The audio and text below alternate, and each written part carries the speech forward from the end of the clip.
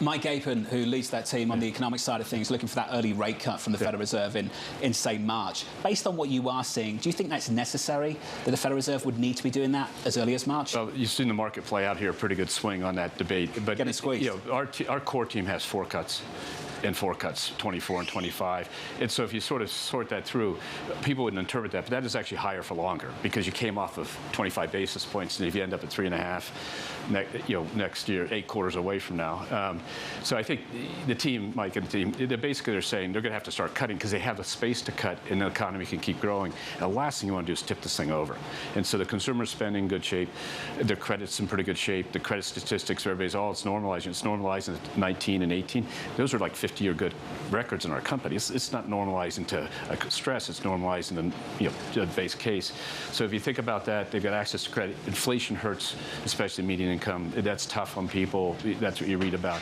But in the end of the day, they've got to set up. So they have to start cutting lest the drag gets too strong. And the housing market's got to get a little more oomph to it. You've got to get car purchases up. You've got to get these things that kind of keep the economy rolling on. Just on that housing point, how much do rates have to drop before you really see the mortgage market come back? Well, I think there'll be 2 parts to that equation. If you got all the people in the consumer say, if you get a 6 handle consistently, or even high 5s, low 6s, then people sort of get. You just need time too.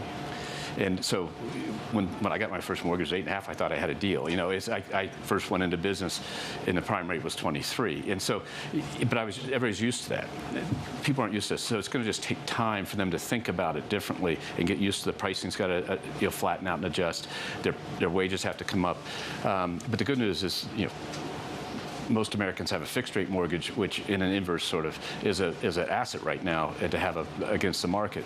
And so it's going to be slow in the first part of next year. It should start picking up as people get more and more used to this. And frankly, there's just a turnover in housing because people get divorced, get sick, you die, move to a bigger house. Those are very pleasant things. Exactly. But the reality is that's what happens. That's what we need to unlock the housing market. Die.